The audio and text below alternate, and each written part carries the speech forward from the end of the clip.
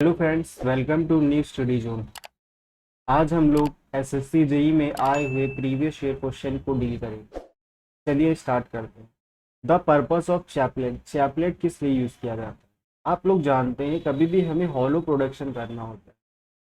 क्या करना होता है? Hollow production. तो हॉलो प्रोडक्शन के लिए हम लोग कोर का यूज करते हैं। किसका यूज करते हैं? कोर का यूज करते हैं। और इस कोर को सपोर्ट देने के लिए हम लोग किसका यूज करते हैं? चैपलेट्स का यूज करते हैं। चैपलेट्स किस लिए यूज होती हैं? To support core. कोर को सपोर्ट देने के लिए हम लोग चैपलेट का यूज करते हैं। ठीक है। तो the purpose of chaplet, chaplet का क्या पर्पस होता है? टू सपोर्ट कोर, कोर को सपोर्ट देने के लिए। Next, the chief advantage of die casting. Die casting का चीफ एडवांटेज क्या होता है?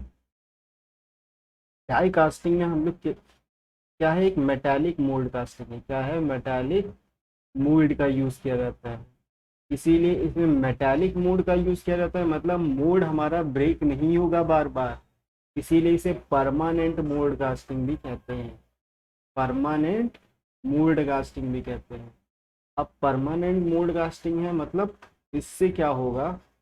हम लोग जल्दी जल्दी मटेरियल को प्रोड्यूस कर सकते हैं, means high production rate are possible.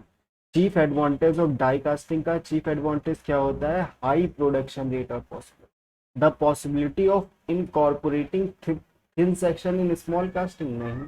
Casting of insert is possible, नहीं। वाइड टॉलरेंस आर पॉसिबल, नहीं। High production rate are possible, यही चीफ एडवांटेज होता है डाई कास्टिंग का। सबसे चीफ एडवांटेज, सबसे बढ़िया एडवांटेज क्या होता है डाई कास्टिंग का? उससे हम लोग जल्दी जल्दी चीजों को प्रोड्यूस कर सकते हैं। High production rate are possible. Uniform sand hardness, कभी भी याद रखेगा। यूनिफॉर्म सैंड हार्डनेस जब लिख जाए, uniform sand hardness is obtain throughout the mould by which of the following moulding machine. Uniform sand hardness जो होती है वो ऑप्टेन होती है आपकी डायफ्रेजम मोल्डिंग मशीन से। कौन सी moulding machine? Diaphragm moulding machine. और कभी लिख the uniform, uniform sand strength, uniform sand strength. Uniform sand strength आपको ऑब्टेन्ड होती है सैंड स्लिंगर से। कौन सी मशीन? Sand slinger machine. और आपके पास आती है स्क्वीजिंग, जैसे यहाँ पे लिखा है। स्क्वीजिंग मशीन से हमें क्या मिलता है? पैटर्न के फेस के साइड सॉफ्टर होगा moulding side, softer on the pattern face. Pattern के फेस के साइड क्या होगा? सॉफ्टर होगा। और हार्डर होगा बैक में। हार्डर क्या होगा? पैटर्न के बैक में, मतलब पैटर्न के पीछे वाली साइड हार्डर होगी। और जो पैटर्न के आगे है वो क्या होगी? Softer on the pattern side, pattern side की तरफ सॉफ्टर रहेगी। और harder at the back side of the. और आपके पास एक इसी का जस्ट अपोजिट होता है जोल्ट मशीन। जोल्ट मशीन क्या होता है? पैटर्न के साइड हार्डर होगी। क्या होगा? पैटर्न के साइड हार्डर होगा और उसके बैक साइड हमारा क्या होगा? सॉफ्टर होगा। तो याद रखिएगा, स्क्वीजिंग में क्या होता है? सॉफ्टर, पैटर्न के साइड सॉफ्टर होती है, softer on the pattern side and harder on the back side of the. ये जो चार क्वेश्चन बताए हैं, ये बहुत ही मोस्ट इंपॉर्टेंट क्वेश्चन है। ज्यादातर बच्चे इसमें कंफ्यूज रहते हैं कि क्या होगा। ठीक है। कभी भी यूनिफॉर्म सैंड हार्डनेस लिखे मतलब diaphragm moulding machine. Uniform sand strength लिखे तो मतलब सैंड स्लिंगर मशीन का यूज किया जाता है। स्क्वीजिंग में हमारा पैटर्न का साइड क्या होता है? सॉफ्ट होता है और हार्डर ऑन बैक साइड। और जोल्ट में स्क्वीजिंग का जस्ट अपोजिट। ठीक है। Next question, the main advantage of shell moulding. Shell moulding का मेन एडवांटेज क्या होता है? सेल मोल्डिंग हम लोग जानते हैं क्या होता है। आपके पास एक डंप बॉक्स होता है। क्या होता है? एक ऐसा बॉक्स होगा, इसके ऊपर आप लोग हीटेड मेटालिक पैटर्न रख देते हैं। क्या रख देते हैं? हीटेड मेटालिक पैटर्न रख देते हैं। और यहाँ पे आपके पास सिलिका होता है प्लस रेजिन बाइंडर होता है। क्या होता है? Resin binder. रेजिन होता है और प्लस अल्कोहल भी होता है। क्या होता है? अल्कोहल। ये जो पैटर्न हो यहाँ पे हम लोग, ये मेटालिक पैटर्न होता है। इसको हम लोग 200 डिग्री सेल्सियस पे, 200 से 250 डिग्री सेल्सियस तक हम लोग हीट करते हैं। रेजिन बाइंडर में आपको थर्मोसेटिंग मटेरियल का यूज किया जाता है। यहाँ पे फिनॉल फॉर्मेल्डिहाइड किसका यूज किया जाता है, और यूरिया फॉर्मेल्डिहाइड का यूज किया जाता है, यूरिया फॉर्मेल्डिहाइड। ठीक है। अब क्या होता है, जब हमारा ये मेटालिक पैटर्न है और यहाँ पे क्या है, थर्मोसेटिंग मटेरियल इसमें मिला हुआ है, अब फिर क्या करेंगे, इस डंप बॉक्स को हम लोग उल्टा कर देंगे। जब इस डंप बॉक्स को हम लोग उल्टा कर देंगे तो आपका पैटर्न कुछ ऐसा हो जाएगा, इसके ऊपर आपकी सैंड आ जाएगी, है ना। अब इसके ऊपर जब सैंड आ गई, अब जितने समय तक इसको हम रखेंगे थोड़े समय के लिए, तो इसके ऊपर क्या होगा, थर्मोसेटिंग मटेरियल है, मतलब एक बार हीट होने पे वो सॉफ्ट होता है, फिर क्या हो जाता है, हार्ड ही रहता है। तो ये क्या हो जाएगा, एक बार हीट हुआ, सॉफ्ट हुआ, फिर इसी के कांटेक्ट में ही आ गया, इसी के कांटेक्ट में आ गया, अब ये क्या हो जाएगा, इसी पे हार्ड हो जाएगा, क्या हो जाएगा, एकदम हार्ड हो जाएगा। तो मतलब एक थिन लेयर बन जाएगी इसके ऊपर। इसी को हम लोग क्या कहते हैं, शेल कहते हैं, इसीलिए इसे क्या कहते हैं, शेल कहते हैं। क्या कहते हैं, सेल कहते हैं। अब ऐसे ही एक दूसरा सेल बना लेंगे। दोनों सेल को हम लोग ओवन में रखते हैं, किस में रखते हैं, ओवन में। ओवन में किस लिए रखते हैं, क्योंकि ये और इसकी स्ट्रेंथ और बढ़िया हो जाए, क्या हो जाए, और बढ़िया हो जाए, इसीलिए इसको ओवन में रख देते हैं। फिर हम लोग क्या करते हैं, आपके पास दो सेल होंगे ऐसे, आपका ऐसा बना था, और एक सेल इधर होगा। इन दोनों सेल के अंदर हम लोग क्या कर देंगे, फिर मोल्ड मटेरियल फिल कर देंगे आसानी से। तो यही हो गया हमारा सेल मोल्डिंग। सेल मोल्डिंग का सबसे मेन एडवांटेज होता है, इससे हम लोग थिन सेक्शन इजीली ऑब्टेन कर सकते हैं। क्या कर सकते हैं, बहुत ही पतले पतले सेक्शन हम लोग इजीली बना सकते हैं। तो metallic pattern is use, pattern तो मेटालिक यहाँ पे यूज किया गया है, लेकिन इसका एडवांटेज थोड़ी ना है ये। The mould are stronger, thin section can easily obtain. Main advantage of shell moulding क्या होता है, thin section can easily obtain. ये आप लोग याद रखेंगे। इसमें रेजिन बाइंडर कौन कौन से होते हैं, फिनॉल फॉर्मेल्डिहाइड और यूरिया फॉर्मेल्डिहाइड का यूज किया जाता है। In sand moulding the bottom most part of a flask, sand moulding में जो बॉटम मोस्ट पार्ट होता है फ्लास्क का, उसे हम लोग क्या कहते हैं, सैंड मोल्डिंग में आपके फ्लास्क के जनरली दो पार्ट का यूज किया जाता है।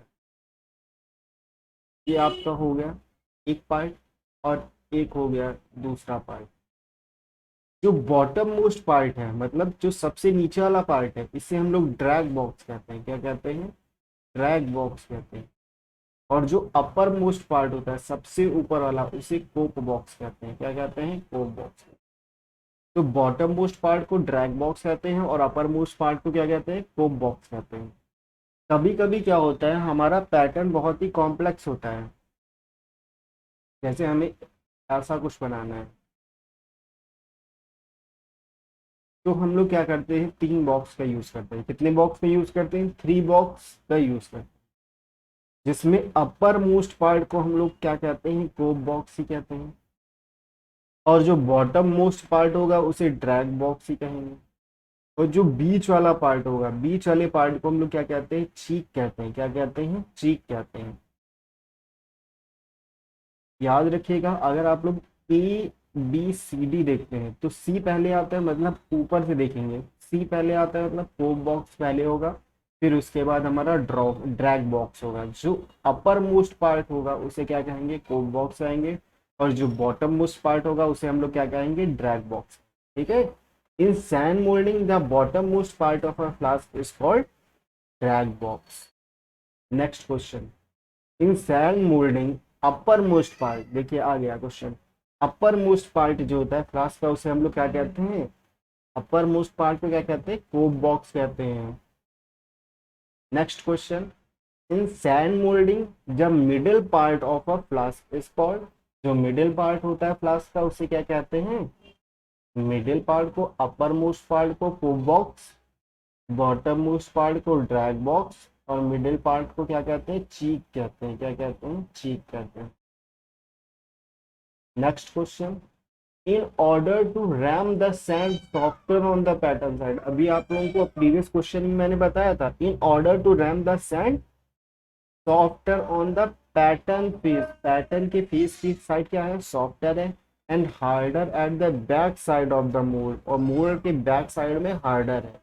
तो कौन सी मशीन का यूज करते हैं, सैंड स्लिंगर नहीं, स्क्वीजिंग, स्क्वीजिंग मशीन आप लोगों को अभी मैंने बताया था कि अगर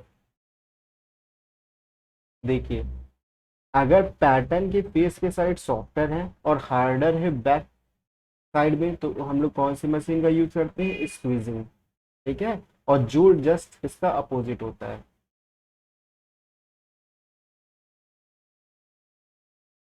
क्वेश्चन नंबर 8 था, ठीक है। जूल्ट, जूल्ट मशीन क्या होता है, पैटर्न के फेस के साइड हार्डर और सॉफ्टवेयर है, पैटर्न के फेस के साइड हार्डर होगा, सॉफ्टवेयर होगा बैक साइड। आप लोग एक याद रखिए, स्क्वीजिंग, स्क्वीजिंग में क्या होता है, पैटर्न के फेस के साइड सॉफ्टवेयर होता है, और जूल्ट जस्ट इसका अपोजिट होता है। The taper is provided, taper is provided on the pattern for its easy and clean withdrawal from the mold is called। Taper provided होता है पैटर्न के ऊपर for its easy and clean withdrawal from the mould. जो taper होता है अपने pattern है, ये पैटर्न हमारा क्या रखा है, ऐसा हमारा ड्रैग बॉक्स है, इसके अंदर रखा है। अब इस पैटर्न को हम लोग क्या कर देते हैं, कुछ टेपरिंग दे देते हैं। ये जनरली होता है आपका हाफ से लेकर के 2 डिग्री तक होता है। ये टेपरिंग क्यों प्रोवाइड करते हैं, जिसके कारण हमारा पैटर्न क्या हो, इजीली बाहर आ जाए, इजीली बाहर हो जाए बिना मोल्ड को डैमेज किए। मतलब ये जो सरफेस है साइड वाली, इस सरफेस को बिना डैमेज किए हुए पैटर्न हमारा क्या हो जाए, आसानी से बाहर आ जाए। इसके लिए हम लोग टेपरिंग प्रोवाइड करते हैं। अब इस अब हम लोग जानते हैं पैटर्न के हमारे टोटल 5 अलाउंसेस दिए जाते हैं। पहला होता है श्रिंकेज अलाउंसेस, क्या कहते हैं, नेम देख लेते हैं, श्रिंकेज अलाउंसेस, श्रिंकेज और कॉन्ट्रैक्शन अलाउंसेस भी कहते हैं। दूसरा होता है ड्राफ्ट और टेपर अलाउंसेस, ड्राफ्ट और टेपर अलाउंसेस। तीसरा होता है मशीनिंग और फिनिशिंग अलाउंसेस, मशीनिंग और फिनिशिंग अलाउंसेस। और चौथा होता है आपका पेकिंग और रैपिंग अलाउंसेस, पेकिंग और रैपिंग अलाउंसेस। और पांचवा आता है डिस्टॉर्शन और कैम्बर अलाउंस, डिस्टॉर्शन और camber, camber allowances. Total 5 allowances होते हैं जो आपको पैटर्न पे दिए जाते हैं, ठीक है। जिसमें ड्राफ्ट एंड टेपर अलाउंसेस क्या होता है, पैटर्न के जो वर्टिकल सरफेस है उसको हल्का सा टेपर कर देते हैं। For easy removal of pattern के लिए हम लोग क्या देते हैं, ड्राफ्ट और टेपर अलाउंसेस देते हैं। मशीनिंग अलाउंसेस क्या होता है, हम लोग जानते हैं जो सैंड कास्टिंग से हमें ऑब्जेक्ट मिलेगा उसकी सरफेस फिनिश बढ़िया नहीं होती, सरफेस फिनिश बढ़िया नहीं होती है, तो उसकी सरफेस फिनिश को हमें इम्प्रूव करने के लिए बाद में हमें क्या करना पड़ेगा, मशीनिंग करना पड़ेगा। इसके लिए हमें कुछ मटेरियल रिमूव होगा, तो उसके लिए पहले से हम लोग मान लेते हैं इसमें कुछ मटेरियल ऐड कर दें, तो उसी को क्या कहते हैं, मशीनिंग अलाउंसेस कहते हैं। चेकिंग और रैपिंग अलाउंसेस क्या होता है, जब हम लोग पैटर्न को निकालते हैं यहाँ से तो हल्का सा इसको हिला देते हैं, हिला देते हैं जिससे इसमें जो सैंड कांटेक्ट में है वो ना रहे, ठीक है। अब जब इसको हल्का सा हिलाएंगे तो हल्का सा इसका क्या हो जाएगा, शेप और साइज में चेंज, हल्का सा साइज क्या हो जाएगा, बढ़ जाएगा हमारा कैविटी का। इसीलिए इसमें क्या करते हैं, पैटर्न के साइज को डिक्रीज करते हैं, इसे निगेटिव अलाउंसेस भी कहते हैं। क्या कहते हैं, निगेटिव अलाउंसेस भी कहते हैं। और डिस्टॉर्शन एंड कैम्बर अलाउंसेस क्या होता है, यदि आपका पैटर्न स्ट्रक्चरली वीक है, जैसे आप लोगों ने एल शेप का ले लिया था, अब इसको जब आप लोग रखेंगे मोल्डिंग साइड में तो ये कुछ ऐसा हो जाएगा, डिस्टॉर्ट हो जाएगा। तो उसके लिए हम लोग क्या कहते हैं, डिस्टॉर्शन और कैम्बर अलाउंसेस देते हैं। हमने पहले से ही पैटर्न को ऐसा बना देते हैं, ठीक है। इसे कहते हैं डिस्टॉर्शन और कैम्बर अलाउंसेस। कभी भी याद रखिएगा, ड्राफ्ट और टेपर अलाउंसेस तो देते हैं, लेकिन अगर ड्राफ्ट पहले क्वेश्चन में मेंशन है तो ड्राफ्ट ही टिक करेंगे, ठीक है। श्रिंकेज अलाउंसेस क्या होता है? हम लोग जानते हैं जितने भी मटेरियल होते हैं उनसे हीट अगर निकलती है, जैसे आपके पास कोई भी मटेरियल है मोल्टन स्टेट में, ये क्या होगा, इससे हीट अगर निकलेगी तो ये क्या होगा, सॉलिड स्टेट में आएगा, और सॉलिड स्टेट में आएगा तो इसके मॉलिक्यूल्स क्या हो जाएंगे, पास पास हो जाएंगे, मतलब इसका जो साइज था वो डिक्रीज हो जाएगा, श्रिंक हो जाएगा, इसीलिए इसे क्या कहते हैं, श्रिंकेज अलाउंसेस कहते हैं। श्रिंकेज अलाउंसेस में भी तीन प्रकार के होते हैं, एक होता है लिक्विड श्रिंकेज, कौन सा होता है, लिक्विड श्रिंकेज, और दूसरा होता है सॉलिडिफिकेशन श्रिंकेज, और तीसरा होता है हमारा सॉलिड श्रिंकेज। आपका एक ये डायग्राम होता है ऐसा कुछ, ठीक है। आप वो जिस टेम्परेचर पे मटेरियल को पोर किया जाता है इनसाइड द मोल्ड कैविटी, उसे पोरिंग टेम्परेचर कहते हैं, क्या कहते हैं, पोरिंग टेम्परेचर। और याद रखिएगा pouring temperature is always greater than melting point temperature, pouring temperature हमेशा ग्रेटर देन होता है मेल्टिंग पॉइंट टेम्परेचर से, ठीक है। और ये आपका क्या हो गया, फ्रीजिंग टेम्परेचर हो गया, फ्रीजिंग टेम्परेचर या मेल्टिंग पॉइंट टेम्परेचर इसे कह सकते हैं।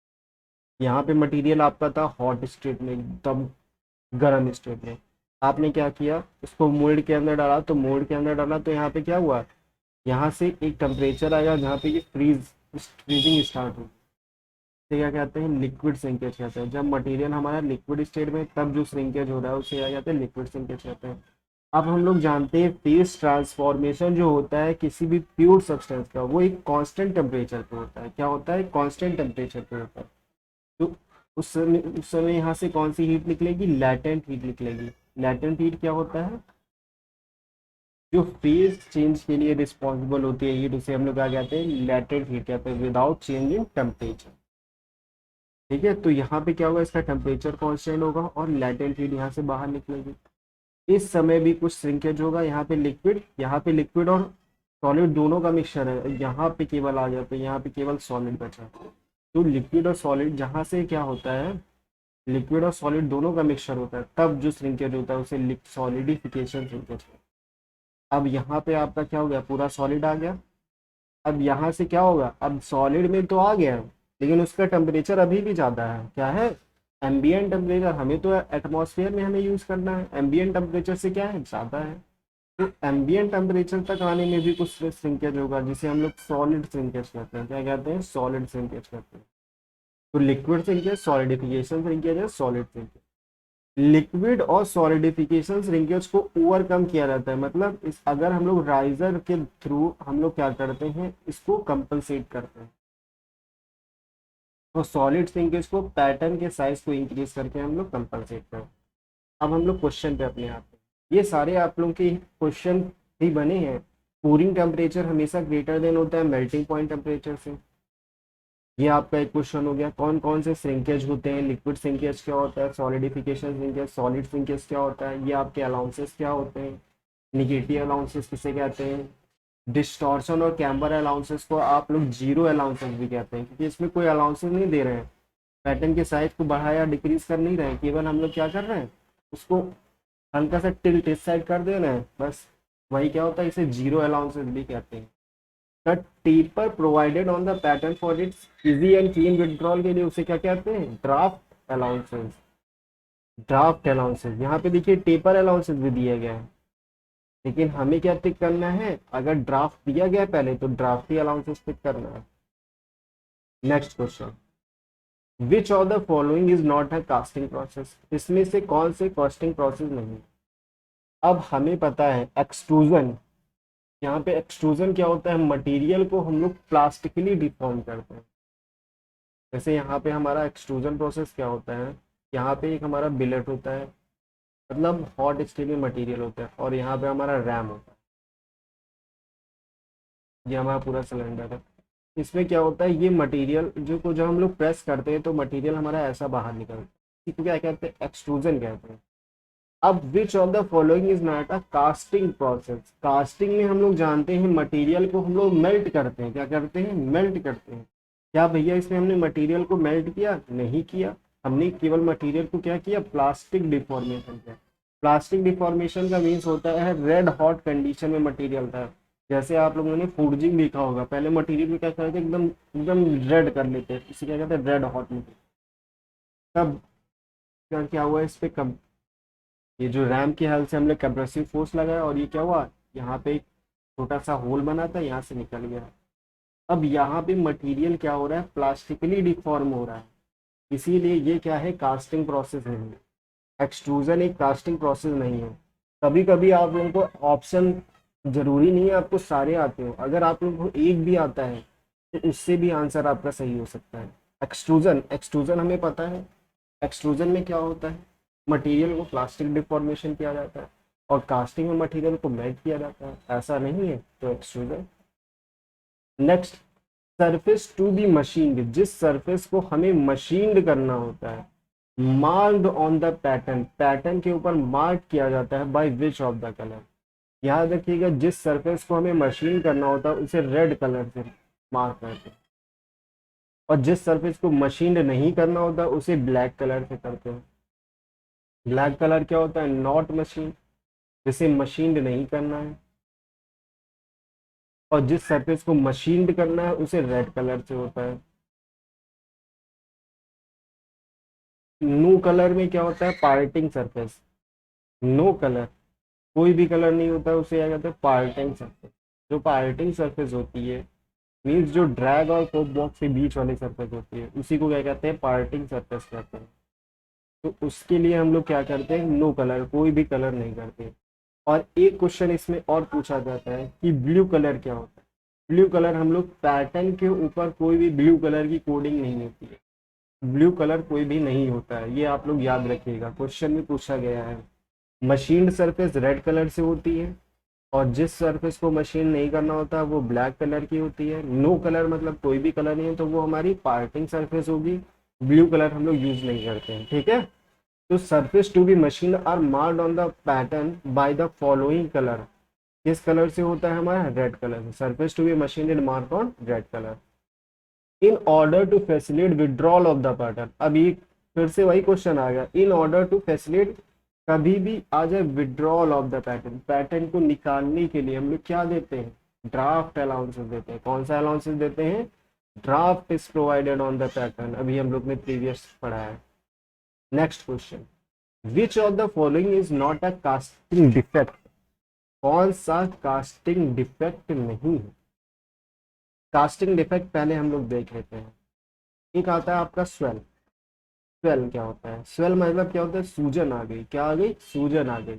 अब क्या होता है, अगर आपके पास ये हमारा ड्रैग बॉक्स है और ये हमारा पैटर्न है, अगर हमने सही से रैमिंग नहीं की तो ये क्या होगा, हो सकता है सैंड इसके प्रॉपर कांटेक्ट में ना आ पाए, क्या हो जाए, प्रॉपर कांटेक्ट में ना आ पाए। तो प्रॉपर कांटेक्ट में नहीं आ पाएगी तो इसका क्या हो जाएगा, शेप बढ़ जाएगा। अब जब हमने पैटर्न को निकाल लिया और मोल्टन मटेरियल डाला, तो मोल्टन मटेरियल तो ये पूरा आ जाएगा, और हमारा पैटर्न क्या था, केवल इतना ही था। तो पैटर्न का शेप क्या हो गया, बढ़ गया, तो मतलब पैटर्न क्या होगा, सूज गया। उसी को कहते हैं स्वेल कहते हैं। स्वेल क्या होता है, नॉन यूनिफॉर्म रैमिंग के कारण होता है। क्या होता है, नॉन यूनिफॉर्म रैमिंग के कारण हमारा कौन सा डिफेक्ट आता है, स्वेल आता है। स्वेल मतलब पैटर्न के साइज का इंक्रीज होना है, क्या क्या, जो ये जो हमारा कास्टिंग बना है, कास्टिंग के साइज का इंक्रीज होना कि पैटर्न का, ठीक है, कास्टिंग के साइज का इंक्रीज होना ही क्या कहलाता है, स्वेल कहलाता है। अब एक और डिफेक्ट आप लोगों के लिए पूछा जाता है, पूल्ड शट। पूल्ड शट क्या होता है, जैसे आपके पास दो जगह से मटेरियल आ रहा था, ठीक है, एक इस साइड से मटेरियल आ रहा था, एक इस साइड से मटेरियल आ रहा था। अब ये दो मटेरियल यहाँ पे आ गए, ये दो मटेरियल यहाँ पे आ गए। अगर दोनों मटेरियल कंप्लीटली फ्यूज नहीं हो पा रहे, मतलब एक दूसरे से कंप्लीटली मीट नहीं हो पा रहे, तो एक डिफेक्ट रह जाता है, यहाँ पे कुछ खाली रह जाएगा। इसी को क्या कहते हैं, कोल्ड शट कहते हैं। क्या कहते हैं, कोल्ड शट। आप लोगों से क्वेश्चन में पूछा जाता है, when the two stream of the liquid material not mixed, properly mix नहीं हो रही है, तो उस डिफेक्ट को हम लोग क्या कहते हैं, कोल्ड शट कहते हैं। क्या कहते हैं, कोल्ड सेट कहते हैं।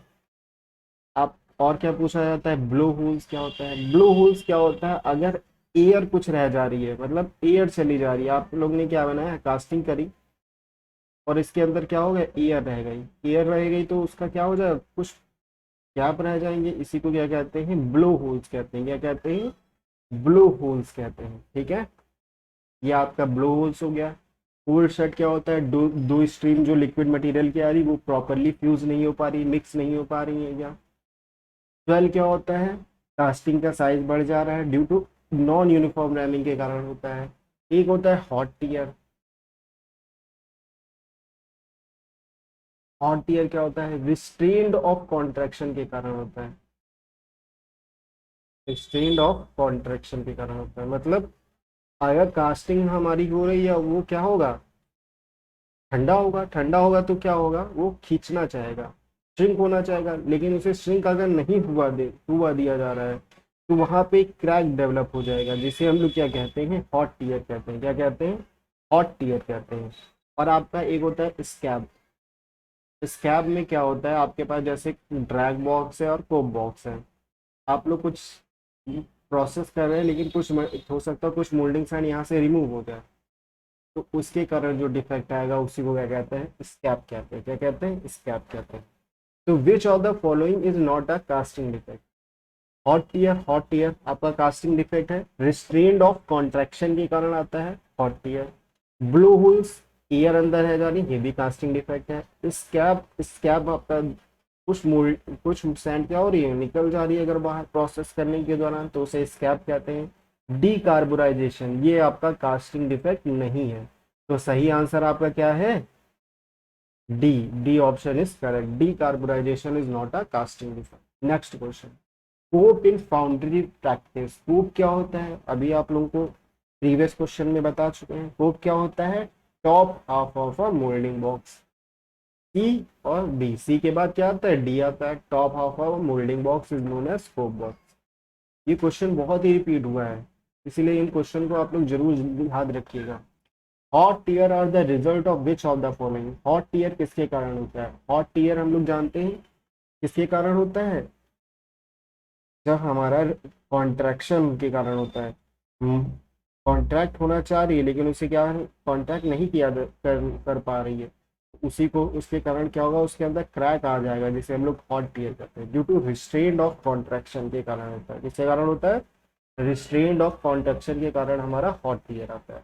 Next question, which of the following is not a foundry tool. Foundry tool, foundry tool में कौन सा नहीं है, चलिए देखते हैं। रिडल, रिडल चलनी, चलनी आप लोगों ने देखा होगा। आप लोगों ने अगर मोल्ड बनाया होगा अपने कॉलेज में तो आप लोगों ने देखा होगा, सबसे पहले हम लोग क्या करते हैं, मोल्ड जो हमारी सैंड होती है उसको क्या करते हैं, चालते हैं। चालते मतलब क्या, वैसे आप लोग क्या करते हैं, आप लोग घर में आटा चालते हैं, वैसे ही सैंड को भी क्या करते किया जाता है, चाला जाता है, उसी को कहते हैं रिडल, कहते हैं रिडल। आर्बर, आर्बर अभी आप लोग बाद में देखेंगे। स्लिक, स्लिक क्या होता है, स्लिक क्या होता है, हमारा जब क्या रिपेयरिंग करने के लिए, क्या मोल्ड बन गया उसमें से अगर कुछ टूट फूट गया है मोल्ड में, तो उसको रिपेयर करने के लिए हम लोग स्लिक का यूज करते हैं। ट्रॉवेल, करनी तो आप लोग जानते ही हैं, ट्रॉवेल ऐसी होती है। आर्बर, आर्बर जो होता है वो आपका मिलिंग मशीन में यूज होता है। कौन सी मशीन में, मिलिंग मशीन में। ये आपका आर्बर होता है, कुछ ऐसी होती है आपकी मिलिंग मशीन। ये आपका कॉलम हो गया, दिस इज अवर बेस, और यहाँ पे आपका क्या होता है, नी होता है, यहाँ पे आपका टेबल होता है, ठीक है, और यहाँ पे आपका मिलिंग कटर लगा होता है।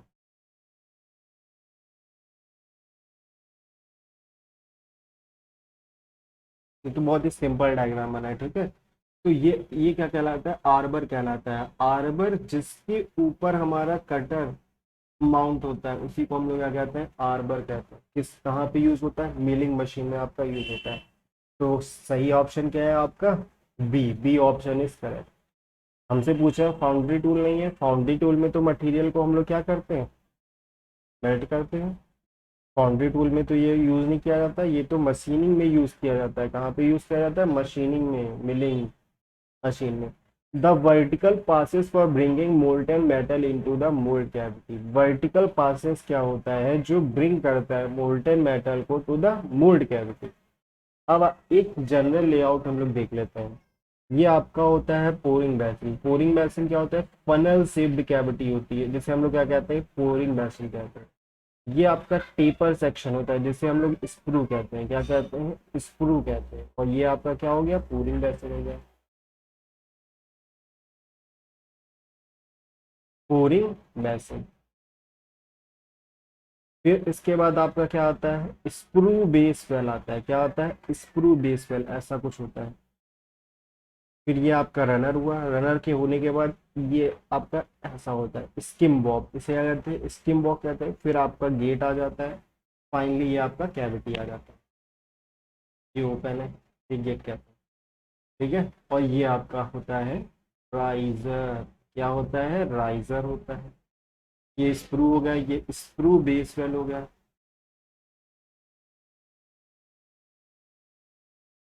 ये आपका रनर हो गया। और ये आपकी कैविटी हो गई। पोरिंग बेसिन क्या करता है?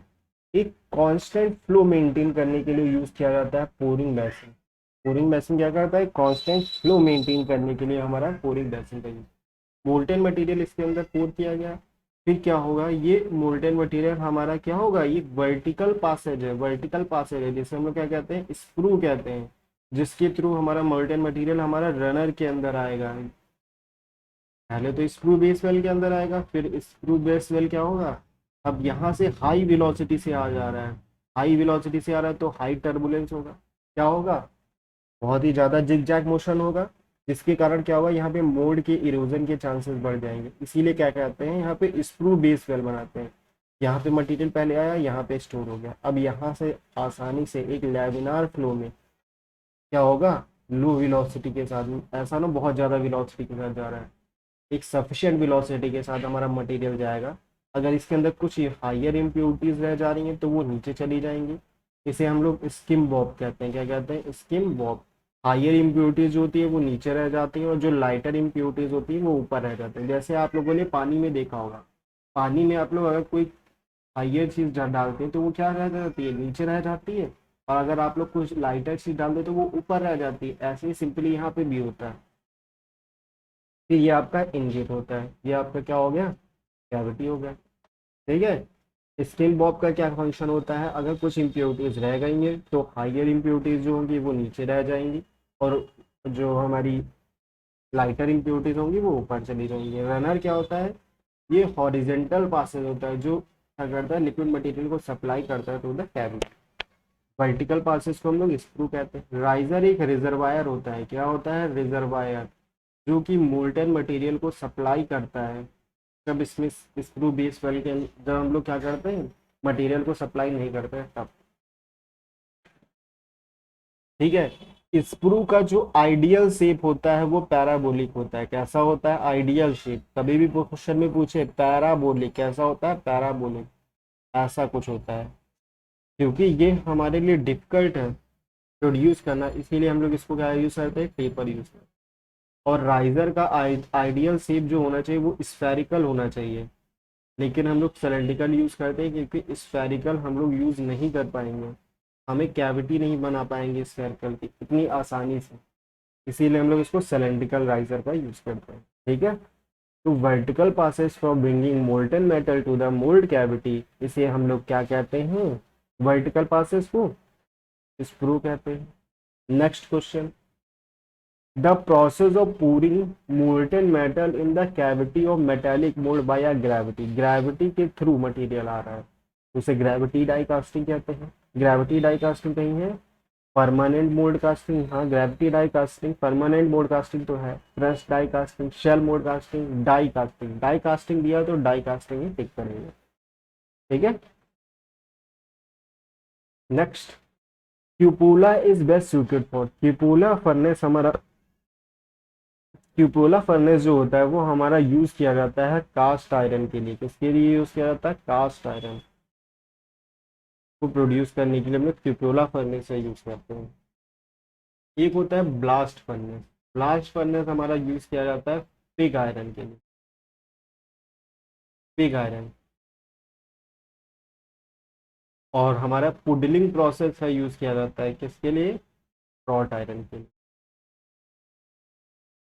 रॉट आयरन के हम लोग क्या किसका यूज करते हैं, कोडिलिंग प्रोसेस में। ठीक है। सबसे प्राइमरी प्रोडक्ट होता है ऑल द आयरन के लिए क्या होता है, पिग आयरन होता है। जैसे हमें क्या प्रोड्यूस करना है, कास्ट आयरन प्रोड्यूस करना है, तो वो पिग आयरन से ही प्रोड्यूस होगा। रॉट आयरन प्रोड्यूस करना है, पिग आयरन से ही होगा। ठीक है। तो प्राइमरी प्रोडक्ट क्या होता है, पिग आयरन होता है।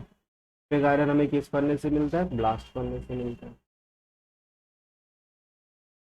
अब ये जितने भी आयरन मटेरियल होते हैं वो सारे के सारे क्या होते हैं, फेरस मटेरियल होते हैं। फेरस मटेरियल का मीन्स होता है जिसमें बेस मटेरियल आयरन हो। क्या हो, बेस मटेरियल आयरन हो। बेस मटेरियल का मीन्स क्या हुआ, जिसमें सबसे ज्यादा आयरन हो उसे हम लोग क्या कहते हैं, ferrous material. Maximum percentage of iron हो। जैसे आपके पास कोई सब्सटेंस है जिसमें 70% आयरन है, 20% कॉपर है और 10% कुछ और है, तो बेस मटेरियल क्या है, सबसे ज्यादा क्या है, आयरन है, उसे हम लोग क्या कहेंगे, फेरस मटेरियल कहेंगे। तो cupola is best suited for melting ferrous material. इसके लिए यूज किया जाता है ferrous material. Permeability of foundry sand. Permeability क्या होती है, परमिबिलिटी होती है, परमिबिलिटी, परमिबिलिटी होती है ability of a moulding sand. Moulding sand की वो एबिलिटी कि ये अलाउ करे अपने अंदर से गैस को पास करने की। जैसे हम लोग जानते हैं गैस के मॉलिक्यूल्स क्या होंगे, ऐसा कुछ होंगे।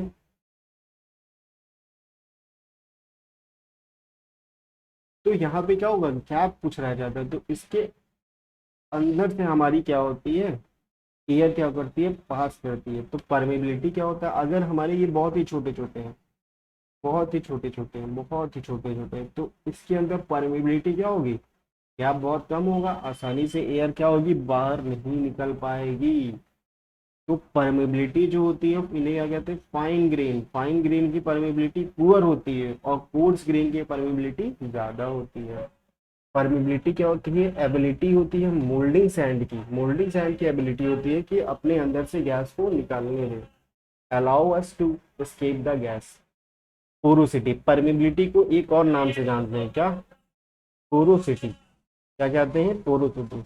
Porosity to permit the escape of gases और एयर से हम लोग क्या कहते हैं, परमिबिलिटी कहते हैं। नेक्स्ट क्वेश्चन, आगे के क्वेश्चन हम लोग नेक्स्ट वीडियो में करेंगे। फ्रेंड्स, अगर आप लोगों को वीडियो अच्छी लगी हो तो इसे शेयर जरूर करिएगा, जिसके कारण मैक्सिमम लोगों को इसका एडवांटेज मिल सके। और वीडियो को लाइक शेयर और सब्सक्राइब जरूर करिएगा। और कमेंट बॉक्स में बताइएगा कि आप लोगों को ये वीडियो कैसी लगी, जिसके कारण मैं और वीडियोस आपके लिए ला सकूं। ठीक है। और ये हमने 20 क्वेश्चन डील किए हैं, इसमें आप लोगों के कितने क्वेश्चन सही थे, ये जरूर कमेंट बॉक्स में बताइएगा।